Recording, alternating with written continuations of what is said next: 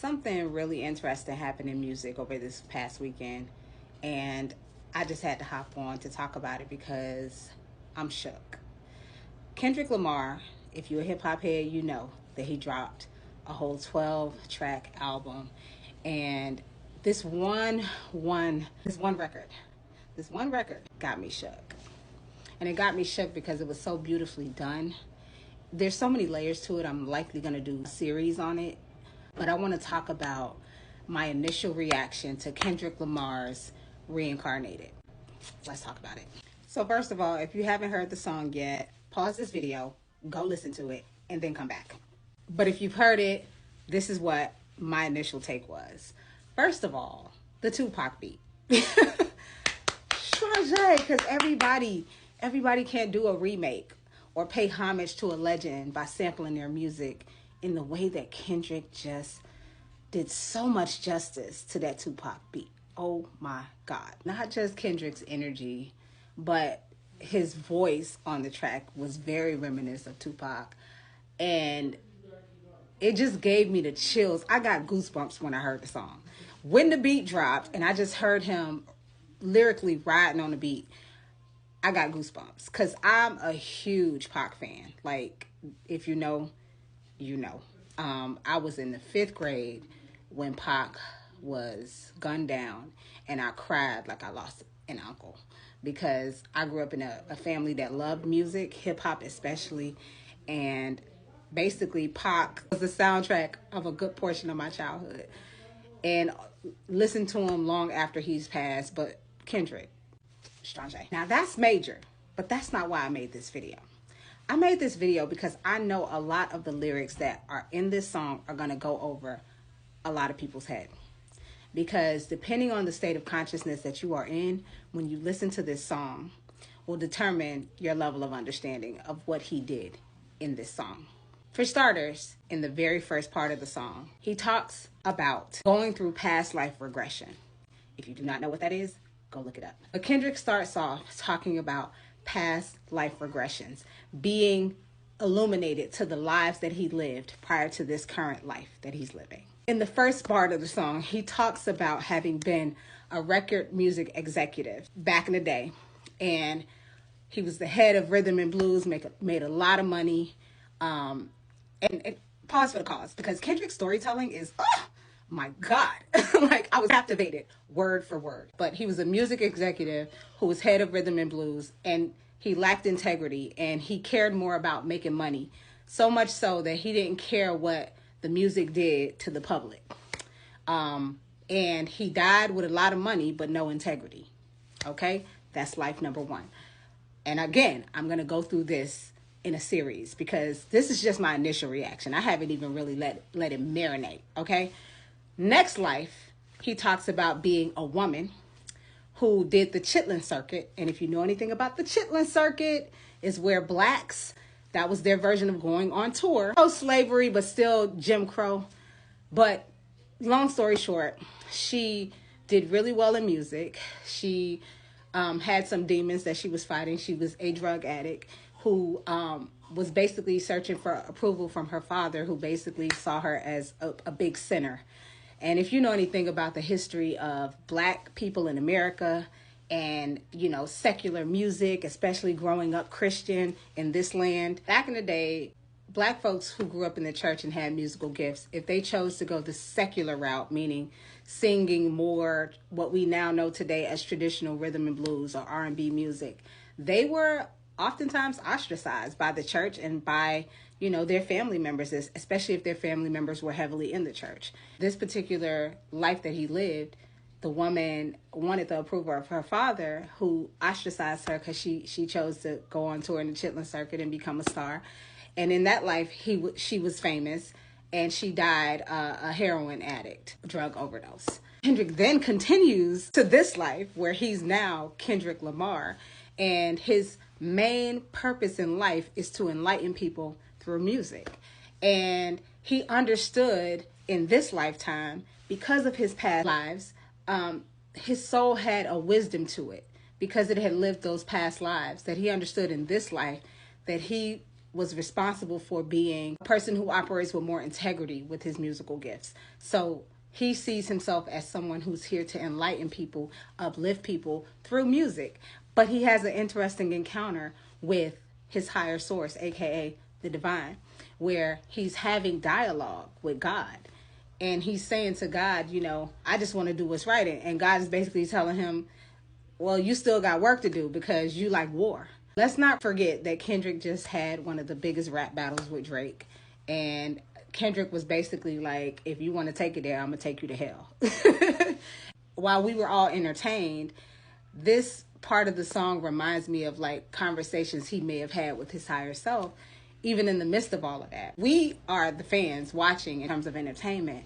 But at the end of the day, you have to go to sleep with your own self. You got to be with you.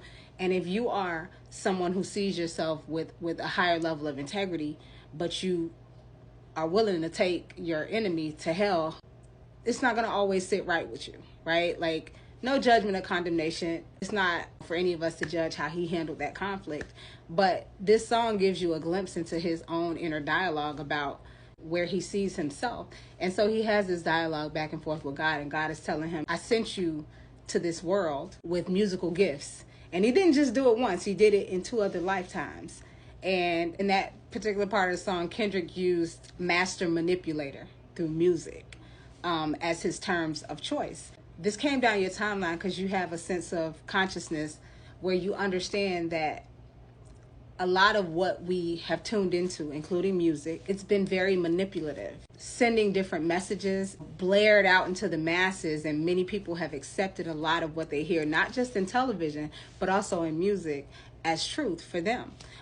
We could especially look at hip hop and how damaging lyrics have been for Black males. It's not just about singing about the culture and what they go through. In a lot of ways, there's so much violence, sex, drugs, addiction that gets bragged about, right? In a way that puts it on a pedestal as if it's this glorified thing to do. And the people who succumb to it are those who listen to the music and they fall for it, and they take that path and they live that lifestyle, and they're not proud of it in the end. And they have things to overcome, such as the addictions and just the fallout from it, right? Talk about speaking things into existence. Those of you who are watching my video, you know that we go deeper than the surface, okay? Words have power. And in this song, the way that Kendrick talked about his past lives and how, till this day, the version of him that we get to experience as Kendrick Lamar, the rap artist, he's still overcoming things from his soul. But he came here with a level of wisdom because of those lives that he's lived. And from my understanding of what one consciousness is really about, what it really is that we all come from one source of the infinite. And every life that we live, every single personality that we get to incarnate never goes away. It becomes a part of the one source infinite. We call it wisdom. And when we get to experience people in this life and they have what we call wisdom, it's because they probably lived multiple lives and their soul has a knowing from those lifetimes. And so Kendrick's basically walking us through these timelines of his life where he played different personalities or he lived different lives, but they all had this similarity of music.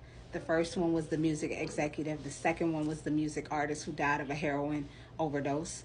And now it's Kendrick Lamar, who has some of that wisdom to know that I got to use my words wisely, but yet he's still overcoming the flesh part of himself that wants to battle, right? That got a chip on his shoulder, that's angry. Kendrick hints at all of that.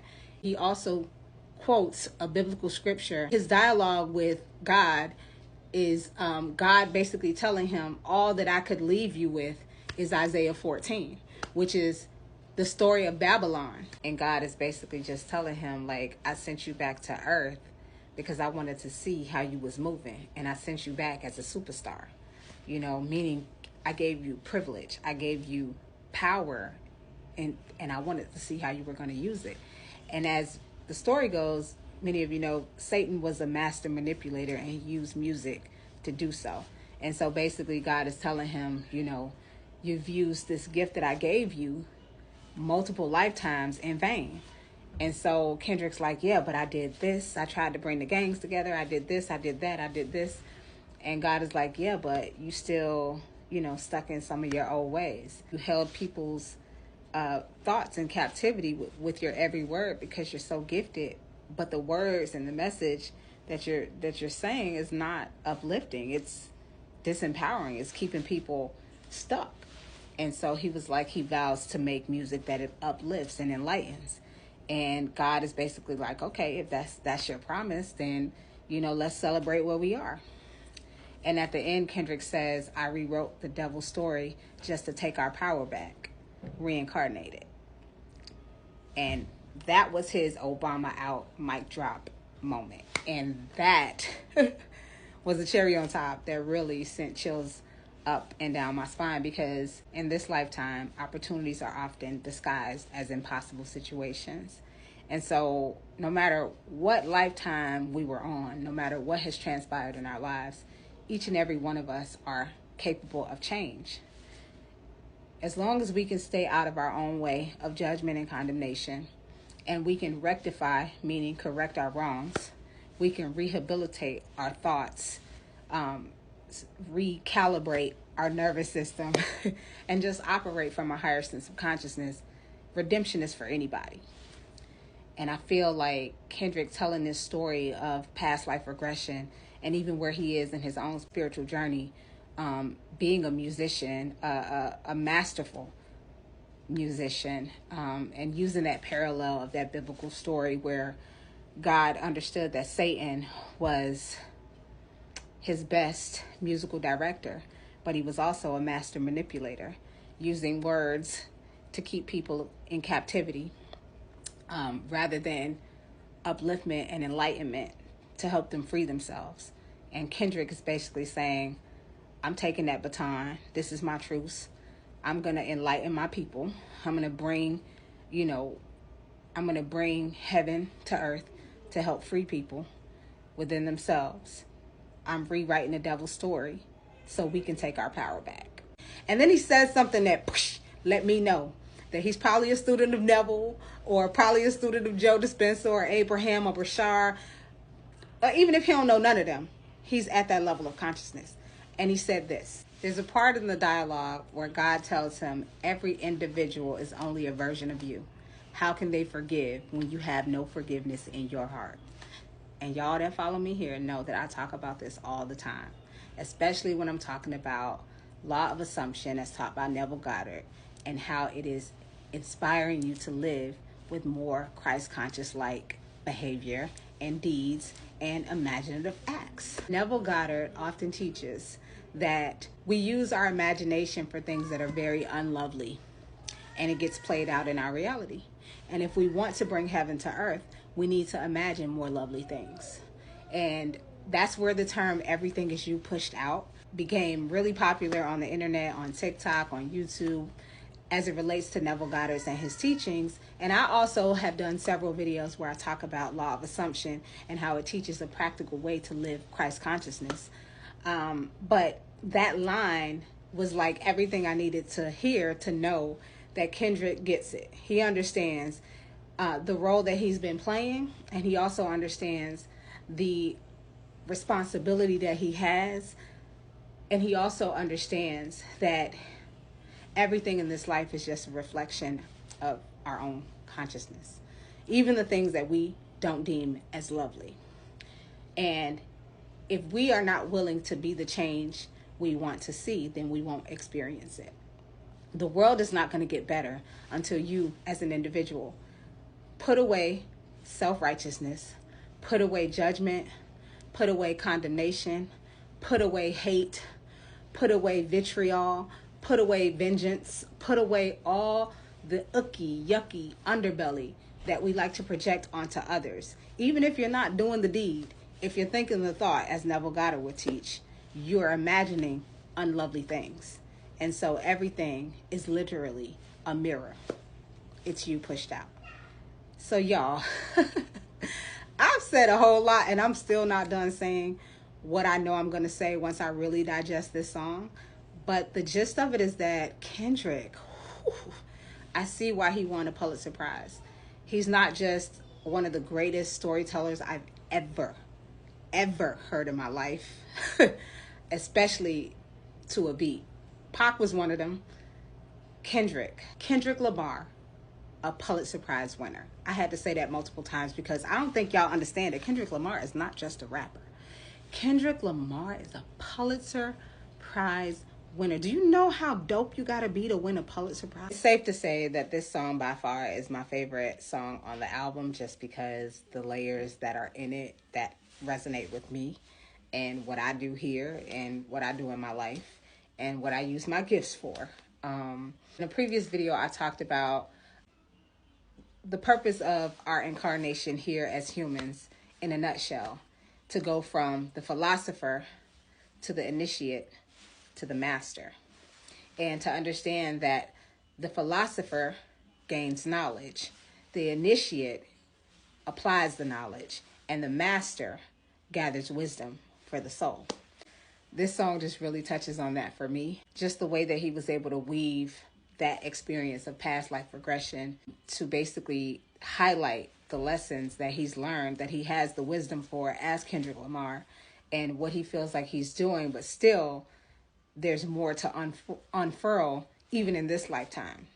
We're all far from perfect, right? Like, we all have our thing. Everybody's on their own journey, and everybody has their own things that they are overcoming, and you know, wisdom that we each came here with, different levels of consciousness based on those different experiences that our soul has had. And so this was a breath of fresh air.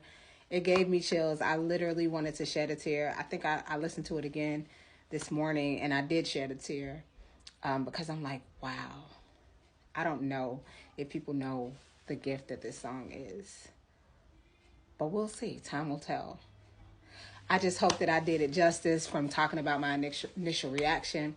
And if you resonate, if you heard the song, drop a comment in the comment section. I want to have more dialogue around this. I need more people talking about music like this, because, you know, we know how to drop it like it's hot, twerk something, all the things. And I turn up too. I too turn up. But I also appreciate an amazing storyteller, especially this one. We are reincarnated. That's it. That's all for now. This is your reminder. You got this.